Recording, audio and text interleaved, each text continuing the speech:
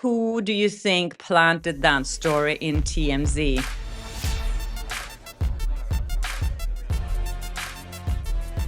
Hi, and welcome to Blossom Talk. I'm Shashti Flo, and here on my channel, I talk about my good and bad experiences in Hollywood, working as an entertainment reporter, and a lot about the Blake Lively versus Justin Baldoni and the other way around drama. Oh, so last week was crazy, and everyone was talking about the bombshell letter from Brian Friedman and the fact that Blake Lively allegedly blackmailed Taylor Swift into supporting her, trying to get her to support her, and she threatened to leak her text messages, their private text messages, if she didn't. And also she demanded, allegedly, that Taylor Swift should delete all the texts between them from like September, October. Since then, Blake Lively's been out and about. She's gone to some events. She's been out with her new bestie, Salma Hayek. Everything Blake Lively is doing right now is trying to convince us that she's happy and she's doing fine and she's popular and she's loved.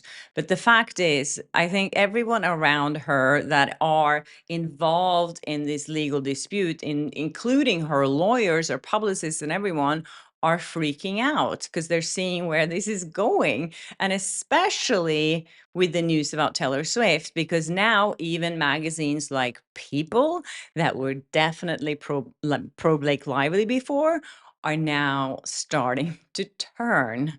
The articles that they posted last week, which I talked about a lot, were definitely not the types of articles that People magazine have been writing before. Anyways, so I got a lot of people sending me this link to a Reddit post, and I wanted to talk about it because I think it's really important to keep certain things in mind here. Someone pointed out to me that this Reddit thread is definitely posted and pushed by Blake Lively's team. And when you look at it, I'm sure it is. So here is the post that's been pushed and has everyone up in arms on social media this weekend. It is a post, an email sent from Melissa Nathan to Jennifer Abel. Melissa Nathan was the crisis manager or the crisis PR team that Justin Baldoni hired when he started feeling that things were turning against him and he freaked out. And this email was sent from Melissa Nathan to Jennifer Abel, who was Justin Baldoni's publicist. In this email, Melissa Nathan is explaining to Jennifer Abel all the things that they can do as a crisis management team to get control over the situation. Because at this point, you have to remember that Blake Lively was already threatening Justin Baldoni. He received a letter, a statement written by what we now think is probably most likely Ryan Reynolds, where he's supposed to come out in the press and take all responsibility and the blame for the backlash of the PR campaign for It Ends With Us. He was supposed to sign this. Remember, It Ends With Us was a troubled production, which we take full accountability for. We are very sorry to everyone we caused upset to privately and publicly. Blake Lively, Colin Hoover, the entire cast and crew led with professionalism every step of the way. Any negativity aimed at them is ours to own. This is what they wanted them to sign. Remember this when I continue reading that email between Melissa Nathan and Jennifer Abel. Then this statement continued to say, we mutually agreed that the cast would be promoting the film separately and understood why. We've always said we are not perfect, and even if unintentionally make mistakes, we will always own them. So this alleged statement continued to say what Wayfair was supposed to say in a statement to the press publicly. We hold ourselves accountable. It's not anyone's job but ours, and that's part of being man enough. They used him again, his words against him, as they've done so many times from his podcast, Man Enough. Okay, so keep this in mind. This is the statement that Blake Lively's team wanted Justin Baldoni and his team to publish in the press. At this time, he was obviously freaking out. And I don't know, as I said, I don't know if Justin Baldoni, he wasn't even CC'd in this email between Jennifer Abel and Melissa Nathan, but they were here. This is like a pitch from Melissa Nathan with a quote of how much it's going to cost them to do crisis management for them. One quote is $175,000, and this will be a 3 to 4 month period and includes websites, full Reddit, full social accounts takedown, full social crisis team at hand for anything. Engage with audience in the right way. Start threads of theories to discuss. This is the way to be fully 100% protected. And they say all of this will be most importantly untraceable. That's kind of funny since this email is now traceable. But anyways, this is what crisis PR team does. Okay. If it's ethical, no, it's not ethical. But was Blake Lively's team doing the exact same thing? Yes. So remember that story that leaked to the TMZ back in August? So this was in August 14th. Okay. Right after the premiere, a story popped up from nowhere on TMZ saying that Blake Lively, Justin Baldoni, she felt kissing scene lingered too long, feels he fat shamed her. Remember that story when it first came out? Who do you think planted that story in TMZ? Anyone from Baldoni's team? I mean, seriously, this is what they do. So this allegedly, I mean, I'm guessing wildly here that it came from Leslie Sloan, Blake Lively's publicist, and they planted this right after the premiere. So this was just in the middle of that PR crisis that Blake Lively was experiencing. How did they deal with that? Try and push Blake Lively in a more positive light? No, they went out and tried to trash Baldoni instead. Exactly what they're accusing him of doing to her. The thing is with this post as well, people are now up in arms because they were like, oh my God, this is terrible. How could they do something like this? This is the evidence. Well, it's been out there the entire time. And the thing is, Melissa Nathan and Jennifer Abel have both been open that they had strategies in place, but they said they never had to use them because the backlash towards Blake Lively grew organically anyway. Blake Lively's team have all the same tools as Justin Baldoni has. They have a lot more money even. So you can imagine that they could actually do the same thing if they wanted to.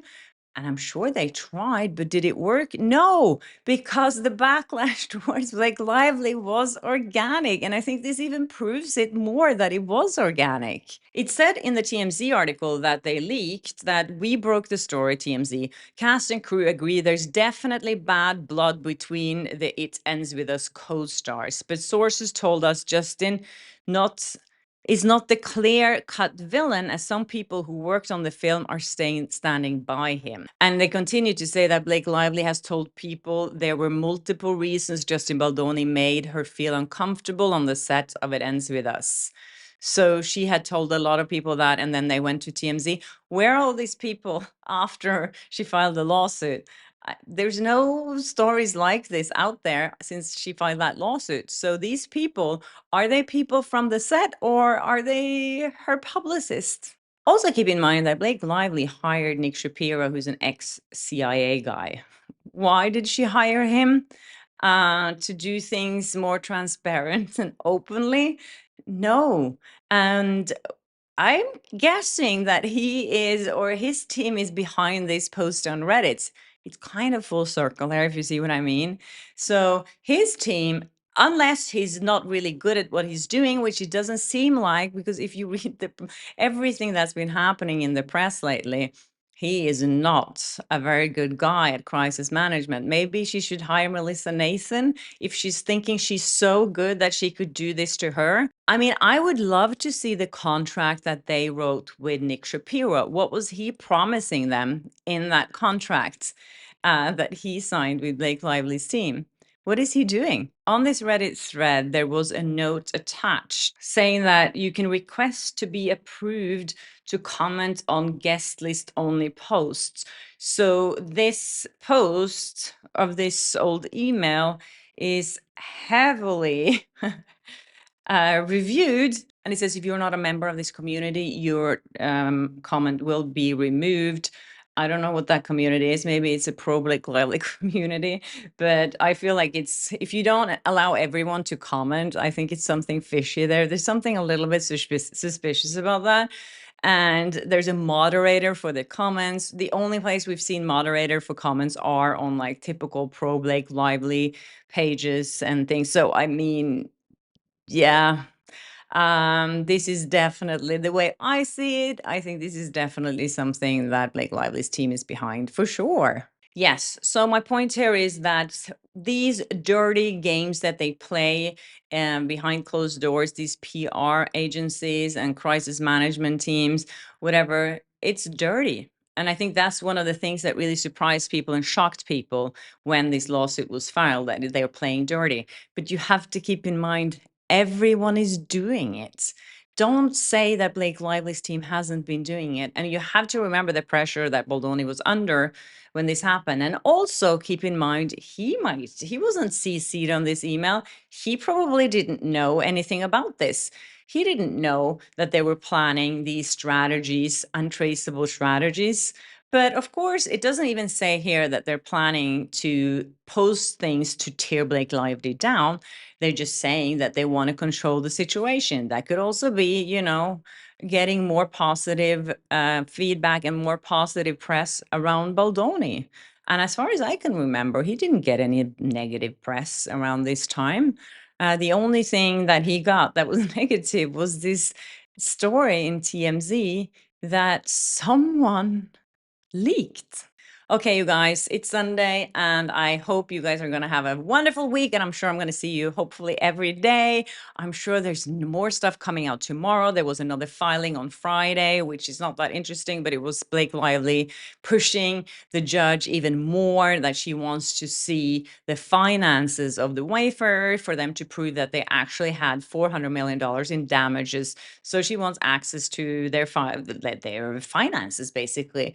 At the same time, they haven't showed any evidence yet, nothing to Baldoni's team of what they have acquired from them. So yeah, I don't know what the judge is going to do here now. I'm sure that he's a little annoyed, as it seemed with Brian Friedman, as he kind of like got a little furious with him last week after that letter that he sent him. And he said that this letter doesn't belong in my court, and he tossed it out. And he said he kind of threatened Brian Friedman a little bit there. So yeah, the saga continues, you guys. And here on Flossom Talk, I am doing everything I can to keep you up to date every single day. So yes, thanks for watching, and keep sending me tips, you guys. You're amazing, you know that. And I couldn't do this show without you. And yeah, if you haven't subscribed yet, please do, and hit the notification bell and all that good stuff. And I'll see you soon.